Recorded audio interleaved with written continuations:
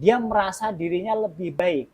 Dia merasa dirinya itu ciptaan Allah yang paling sempurna. Nah, dan manusia itu nggak layak untuk disujudi ya, dihormati. Berperang itu kan kita harus memahami dong siapa sih musuh kita gitu kan. Betul. Nah, kalau misalkan ternyata di sini ruqyah syariah adalah konsepnya berperang dengan jin tadi gitu kan. Berarti kita harus paham tuh jin itu seperti apa. Kayak ada orang yang berzina gitu Tat, ya. Eh, dia yang berzina yang disalahin Jin ya. jinnya gitu kan. Kalau jin bisa komplain pasti komplain Tat, ya. Masya Allah luar biasa. Kurang ajar nih manusia nih, dia yang enak saya yang disalahin gitu kan gitu.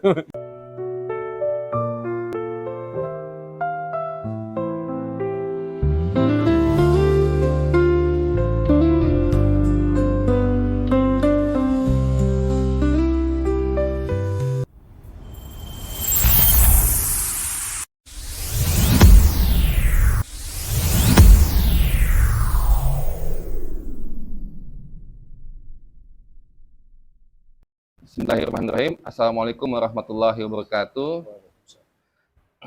Jumpa lagi dengan saya Firdaus di Quranic Resonansi, di mana tempat kita untuk bertransformasi tentunya dengan Al-Quran.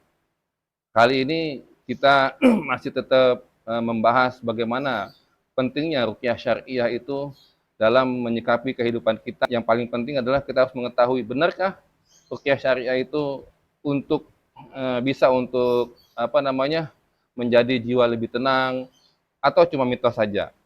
Untuk itu kita sudah kedatangan tamu yang sudah tidak asing lagi, yaitu Ustadz Hendra Abi Panji, yang tempo hari beliau juga sudah datang ke sini untuk mengisi kajian kita. Untuk sedikit saya bercerita, siapa sih Ustadz Abi Panji ini? Beliau adalah praktisi ruqyah syariah sudah dari tahun 2015 ya. Beliau ini malang melintang di dunia ruqyah syariah. Kalau misalkan jin itu bisa bicara, mungkin udah jin itu akan berkata, mengakui keberadaan beliau. Luar biasa sekali ya. Beliau ini juga salah satu pengurus dari komunitas terbesar ruqyah Indonesia, yaitu QHI, Quranic Healing International. Baik, kita sambut Ustadz Abi Panji. Assalamualaikum warahmatullahi wabarakatuh. Waalaikumsalam warahmatullahi wabarakatuh. Gimana kabarnya Ustadz? Alhamdulillah sehat selalu. Masya Allah. Ini mudah-mudahan antum juga Ustaz.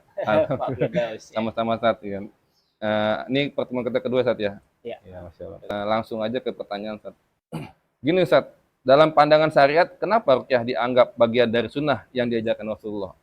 Ya, baik. Jadi ruqyah itu dianggap sunnah ya syariat dalam Islam ya. Itu kenapa? Karena Allah sampaikan bahwasanya sebelumnya ya, sebelum sunnah kan ada firman Allah. Kalau Allah menyebutkan bahwasanya di dalam surat Al-Isra Allah berfirman, A'udzubillahi minasyaitonirrajim, Bismillahirrahmanirrahim, wa nunazzilu minal Qur'ani ma huwa shifaa'un wa rahmatul lil mu'minin. Wa rahmatul lil mu'minina wa liyazidu dzalimina ila khusara. Quran itu Allah turunkan kepada kita ya, pada makhluk ya, khususnya manusia itu mahwa sifat sebagai penawar atas segala keluhan kita, warahmatul lil mukminin, dan rahmat bagi orang-orang yang beriman. Dalil itu menunjukkan bahwasanya betapa luar biasanya Quran itu. Maka dari itu Rasulullah Shallallahu Alaihi Wasallam sebagai penerima dari Al-Quran otomatis menempatkan Al-Quran itu di dalam kehidupannya itu nomor satu. Dan itu kenapa? Karena di situ semua jawaban, semua solusi ada semuanya, komplit semuanya. Segala permasalahan yang terjadi dalam kehidupan kita semuanya ada. Salah satunya yaitu untuk ketenangan hati, untuk kesembuhan, untuk keberlimpahan harta juga, insya Allah bisa, untuk rumah tangga dan lain-lain. Seperti itu. Di Quran itu Allah jelaskan. Makanya yang sering kita dengar juga Allah sampaikan juga, dzalikal kitabul la raiba fi hudal lil muttaqin. Tidak ada keraguan di dalam Quran itu, dalam kitab tersebut. Ya, seperti itu. Wallahu a'lam bishawab. Baik, Masya Allah, luar biasa. Jadi gini Ustadz, di tengah maraknya teknologi dan kemajuan medis nih Ustadz, kita udah tahu kan nih, medis itu luar biasa sekarang berkembangnya Ustadz ya. Sains juga berbicara tentang bagaimana medis. Terus masih relevan nggak sih Ustadz ruqyah itu pada zaman ini Ustadz? Sangat bahkan kami ini sering praktisi ruqyah sering bersinergi dengan tenaga medis, khususnya dokter. Oh, Ya. begitu. Jadi Baik. ketika tenaga medis sudah bisa dibilang sudah angkat tangan, beliau-beliau itu kadang sering bersinergi dengan kita, ya, sering bersinergi dengan kita, yang sifatnya mungkin medis maupun yang non medis, ya, dengan mau bersinergi dengan kita, mengundang ini medisnya ini dilihat dari segi kedokteran, dilihat dari segi medis, ini sebenarnya dia nggak apa-apa pasien tersebut, tetapi kenapa kok si pasien tersebut dia ada keluhan yang masih dia rasakan. Nah, akhirnya beliau mengundang kami untuk mempertanyakan hal tersebut dan kami sampaikan jawabannya bahwasanya bisa jadi andilnya seton. Seton itu di dalam sakitnya tersebut. Baik, Sehingga baik. sakit yang tadinya medis plus ditambah lagi dengan non medisnya. Gitu. Nah, tugas kami yaitu apa? Yaitu menghilangkan dari segi non medisnya.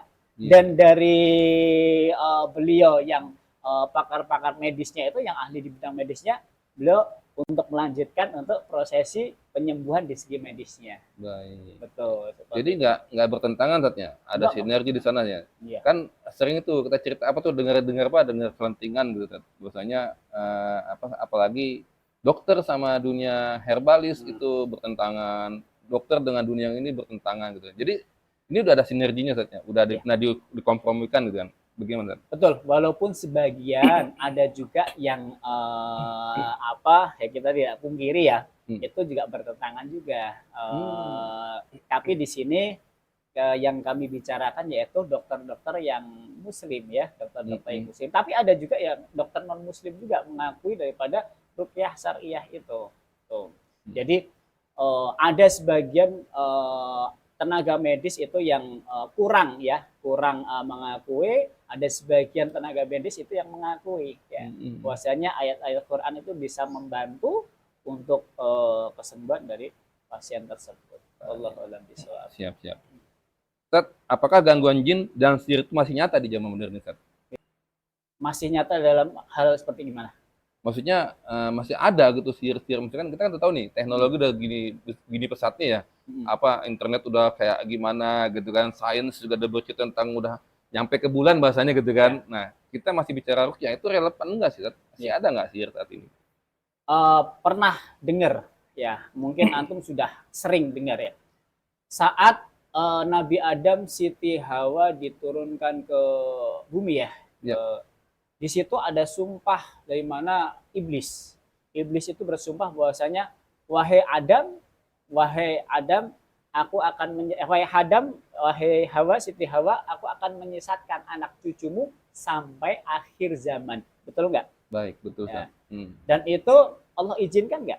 Diizinkan, Tat. Diizinkan sama Allah. Hmm. Itu menunjukkan bahwasanya setan itu memberikan pengaruh-pengaruhnya sampai akhir zaman. Ya. Berupa apa? Berupa gangguan jin, berupa sihir, berupa ya macam-macam ya. Gangguan-gangguan yang dilakukan oleh setan tersebut. Baik. Itu. Jadi sampai akhir zaman itu pasti ada. Ya. Ya. Cuman kita harus menyikapinya dengan bijak ya. Hmm. Apakah benar ini sihir atau mungkin enggak? Karena rata-rata yang sering kita jumpai itu di masyarakat yang notabene masyarakat kita ya, yang dimana di situ Nusantara kan banyak sekali budaya ya. Hmm. Itu dikit-dikit dikaitkan dengan sihir. Jangan-jangan sihir nih, jangan-jangan gangguan jin. Betul, betul. Hati-hati. Betul. Ya. Karena Masya Allah, setan itu luar biasa ya. Dia mencari celah cara untuk menggoda manusia, menyesatkan manusia. Ya. Disinilah kita berperan untuk menjelaskan, menyampaikan, memberikan edukasi kepada jamaah, kepada umat. Bagaimana sihir itu ya, terus ciri-cirinya seperti apa, terus apa yang harus kita lakukan menghadapi sihir itu kita jelaskan semua. Jadi nggak cukup dengan sebatas ruqyah saja, ya, nggak cukup dengan ruqyah saja. Jadi dia harus tahu bagaimana sih setan itu kok bisa masuk ke dalam tubuhnya, itu harus tahu ya. Terus bagaimana menyikapinya, terus bagaimana menanganinya, nah terus untuk kedepannya juga itu bagaimana. semuanya nanti kita jelaskan. Makanya di metode kami sebelum kami ruqyah ada sedikit ya bisa dibilang mauidhah hasanah ya. Ada sedikit tausiah yang kami berikan kepada pasien Oh, tersebut. jadi nggak langsung diruqyah, Ustaz? Nggak langsung dibacain gitu kan, kayak yang apa namanya itu zaman dulu kan langsung dibacain ruqyah terus orang itu kesurupan segala macam, itu nggak gitu, Ustaz, ya? Ya. Dulu saya seperti itu. Oh gitu, Ya. Masya Allah. Saat pertama kali mengenal ruqyah syariah itu sebetulnya udah ruqyah syariah juga. Saya ketemu dengan salah satu guru saya yaitu Allahu yarham Ustadz Perdana Ahmad. Di situ saya mengenal belajar ya di kebetulan saat itu saya belajar di Islamic Center ya. Islamic Center dikenalkan ruqyah syariah seperti ini dengan mengikuti pelatihan-pelatihannya. Itu salah satunya metode yang dipakai beliau yaitu ya seperti itu, membacakan ayat-ayat Quran itu ya. Dan saat itu langsung kami praktekkan, saya pribadi saya praktekkan, begitu dipanggil saya langsung baca, dipanggil sama seseorang, sama jamaah, sama umat, Ustadz datang ke rumah, begitu yang saya lakukan apa? Langsung saya bacakan. Misalkan orang tersebut yang merasa mempunyai keluhan, langsung saya bacakan orang tersebut, si fulan tersebut, Allahu la ilaha illa huwal hayyul qayyum dan seterusnya. Ketika gangguannya itu di rumah, saya bacakan juga ya, alhamdulillahirabbil alamin untuk rumahnya. Itu. Dan setelah saya rasakan ada dampaknya. Yang saya rasakan. Seperti apa itu, Ustaz? Dampaknya itu ya macam-macam. Ada yang selepas dari saya meruqyah pusing gitu. Terus kendaraan bermasalah. Terus di rumah itu ada sedikit pengaruh-pengaruh gangguan ke orang di sekitar, anak, istri atau mungkin tetangga. Terus kadang juga ada muncul juga istilahnya sedikit-sedikit keanehan yang timbul. Iya. Itu berjalan kurang lebih sekitar ada 3 tahun ya, dari 2015 sampai 2018. Nah, setelah 2018 alhamdulillah Allah pertemukan saya dengan salah satu guru saya juga yang mungkin kemarin saya lihat juga ngisi juga di sini ya. Iya. Ustadz Abu Fakih Al-Wastafi. Ya, betul ya. Beliau, saya berkenal beliau walaupun sebetulnya saya udah kenal ya di saat pertemuan pertama dengan Allah yarham Ustadz Perdana Ahmad. Beliau kan juga datang hadir juga di situ karena saat itu beliau kan juga ketua di Bekasi ya, ketua umum, dia ketua untuk DPD Bekasi, beliau hadir, saya kenal dan juga sudah sempat ya ketemu juga, jumpa juga. Tetapi di 2018 itu saya bisa dibilang lebih dekat sama beliau dan bisa dibilang udah ngeklik di situ. Akhirnya saya banyak belajar dengan beliau. Dan sama-sama kita belajar juga dengan asatidz para senior yang lain, salah satunya Ustadz yang di Bogor, Ustadz Asep, Ustadz Nadif Kalyani, di mana metode-metode yang beliau pakai, yang digunakan yaitu apa? Lebih ke pembersihan jiwa, ke tazkiyatun nafsnya. Ya. Jadi nggak fokus kepada gangguan jin, nggak fokus kepada langsung ke setonnya tersebut. Tapi fokusnya kemana? Ke orangnya tersebut. Ya. Seperti yang mungkin sudah disampaikan sama beliau Ustadz Abu Fakih tentang lalat sampah. Iya. Ya. Belum, Ustadz ya? Belum ya. kan? Belum ya? Iya. Jadi intinya saja metode lalat sampah itu metode yang luar biasa. Ini udah sering ya di masyarakat, udah banyak yang mengenal metode lalat sampah. Metode lalat sampah itu seperti apa? Metode yang menggunakan yaitu bukan cuman analogi. Jadi ini analogi, ya, analogi di mana di dalam sebuah sampah, ya, sampah kan macam-macam isinya ya, betul ya. Ada sisa makanan, ada pembungkus plastik, ada mungkin kotoran juga di dalam sampah itu. Dan di sampah itu otomatis akan ada hewan yang datang, betul nggak Pak? Betul Pak. Contoh misalkan tikus atau mungkin kecoa, atau mungkin lalat yang datang ke tempat sampah tersebut, betul nggak? Betul. Karena itu jadi sumber makanan dia. Iya. Kita ambil satu hewan, yaitu lalat. Lalat itu akan berkerumun di atas tumpukan sampah, betul nggak? Betul. Kita sering lihat di sampahnya, sampah di luar ya, akan berkerumun di atas tumpukan sampah. Ketika kita mengusir lalat tersebut, lalat itu pergi nggak? Pergi, Ustaz. Pergi. Tetapi nggak lama dia akan Datang lagi. datang lagi. Kita usir lagi, dia akan Datang lagi. pergi. Iya, pergi. Datang lagi. Kalau kita fokusnya ke seperti itu, ya capek nggak kita? Capek banget, Ustaz. Capek.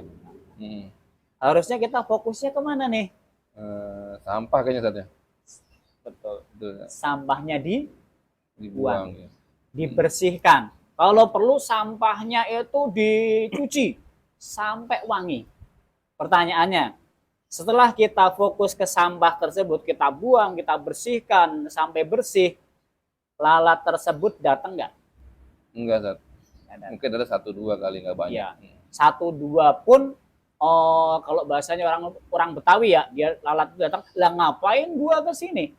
Mending ke tempat sampah tetangga. Betul? Iya, yang masih ada yang banyak. Nah, betul. itu. Jadi fokusnya ke tempat sampah tersebut. Sehingga apa? Tanpa kita sadari, si lalat tersebut dia akan pergi sendiri. Kita nggak perlu repot-repot untuk mengusirnya. Baik. Dia akan pergi sendiri. Nah, analogi tersebut itu ibarat tubuh manusia yang banyak sampah jiwanya. Apa sih sampah jiwa manusia itu? Ya, sampah jiwa manusia itu hasad, iri, dengki, emosi, kesirikan, ya, lalai ibadah, seorang anak yang tidak taat kepada orang tuanya, ya, termasuk maksiat-maksiatnya, zinanya, itulah sampah-sampah jiwa manusia. Sehingga apa? Ketika sampah jiwa manusia itu banyak dalam tubuh manusia, ada lalat nih yang datang. Lalat itu yaitu setan, jin Setan, ya. tersebut. Oh ya. iya. Oh si fulan dia suka marah-marah. Oh si fulan dia ada hasad. Oh si fulan dia ada sakit hati yang berlebihan. Ya, sehingga apa? Masuklah dia. Dan ini Allah pertegas pula di dalam surat Az-Zukhruf, ya, disebutkan a'udzubillahi minasyaitonirrajim wa may ya'su an dzikri rahmani nukhayyid lahu syaitan fahuwa lahu qarin. Kata Allah, bukan kata saya, barang siapa yang menyimpang dari ajaranku. Saya mau tanya, melakukan maksiat nyimpang nggak? Nyimpang, Ustaz. Sedihnya berlebih nyimpang nggak? Nyimpang nggak tadi itu? Nyimpang. Ya? Nyimpang. Kan kata Allah, la takhaf wa la tahzan, jangan sedih, jangan cemas, jangan khawatir. Oh iya. Betul? Betul ya.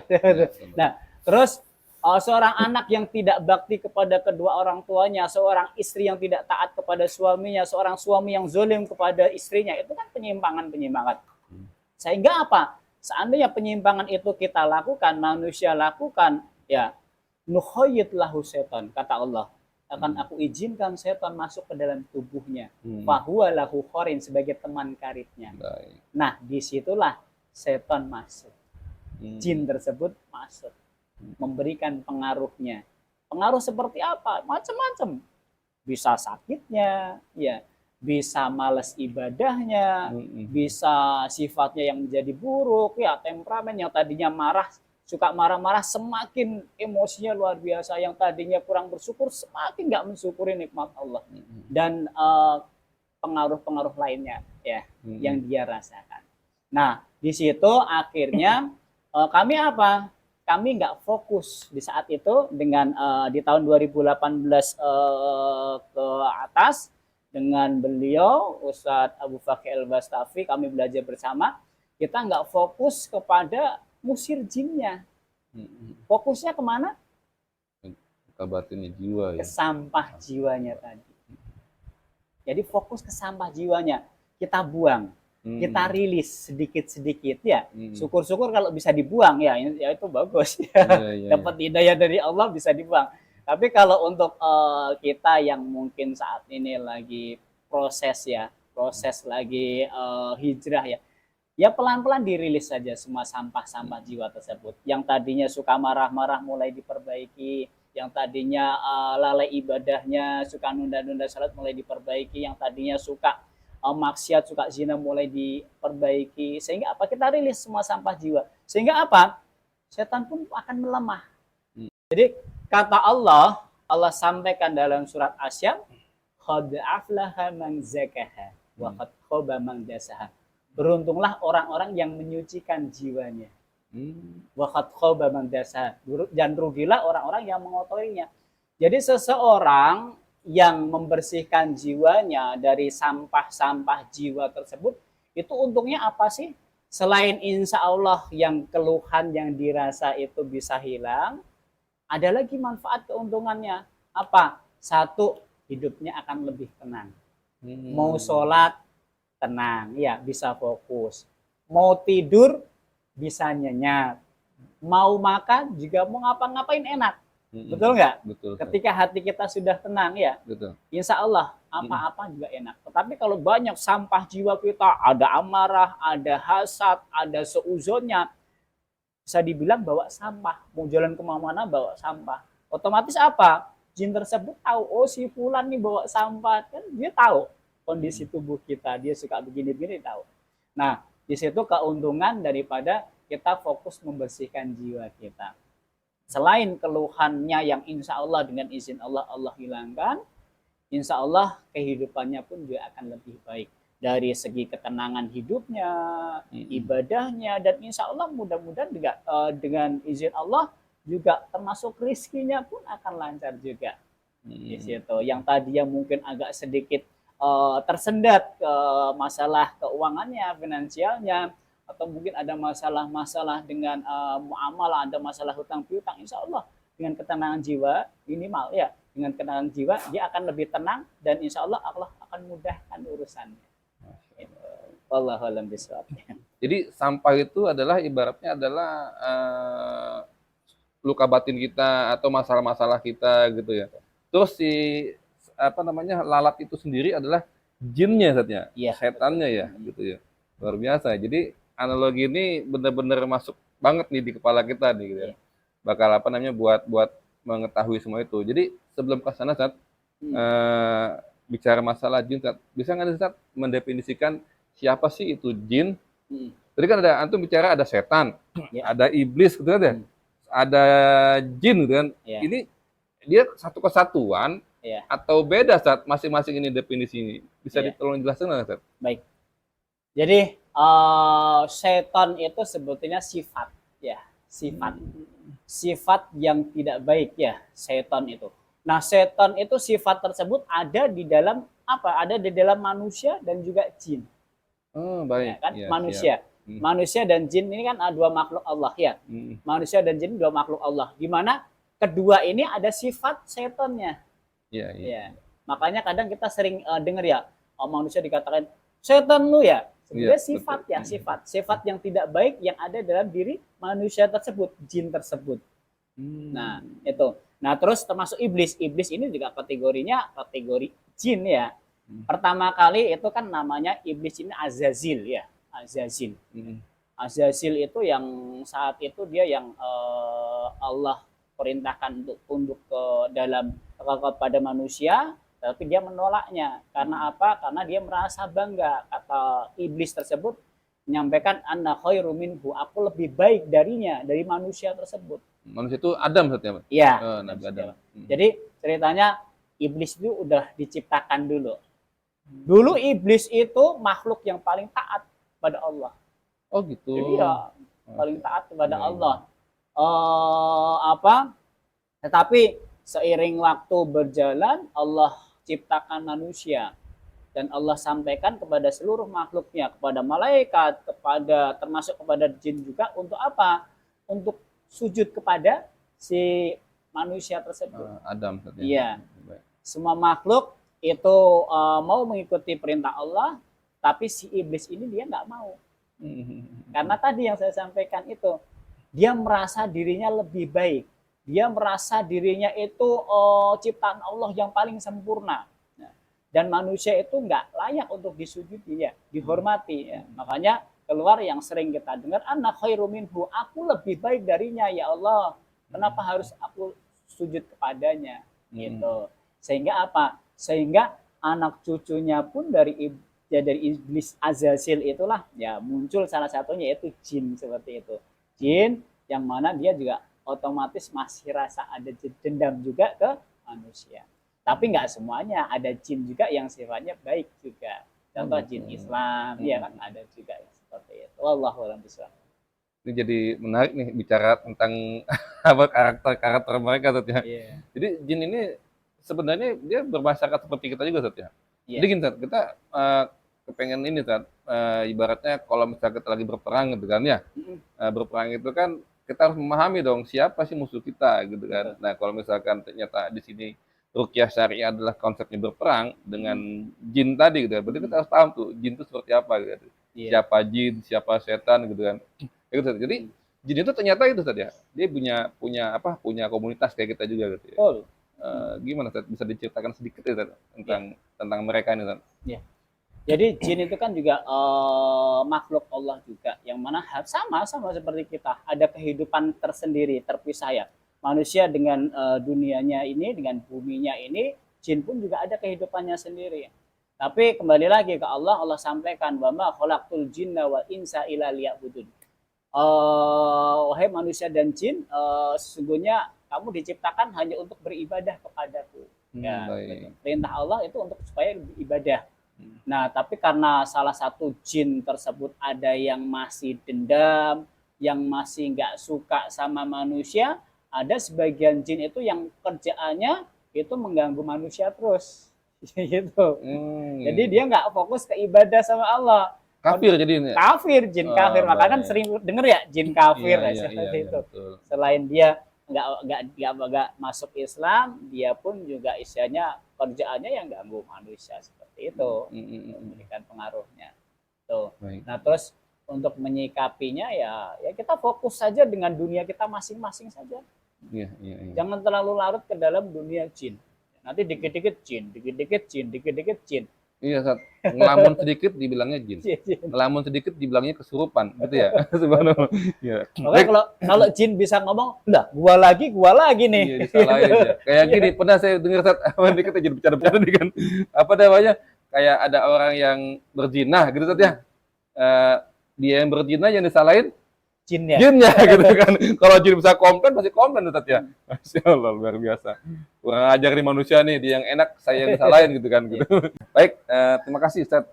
Sama-sama Pak Firdaus. Alhamdulillah sudah hampir 1 jam nih kita berbicara tentang ruqyah. Tapi masih banyak sekali nih yang perlu kita gali lagi nih. Ya Ustaz, benar Ustaz ya? Masih banyak Ustaz ya? Masih banyak sekali. Masih banyak sekali. Nanti kita tunggu lagi aja ya di segmen berikutnya. Mungkin nanti Ustaz lebih pakih lagi yang ngisi atau Ustaz lebih panji lagi yang ngisi Ustaz ya. Boleh Ustaz ya? Insyaallah.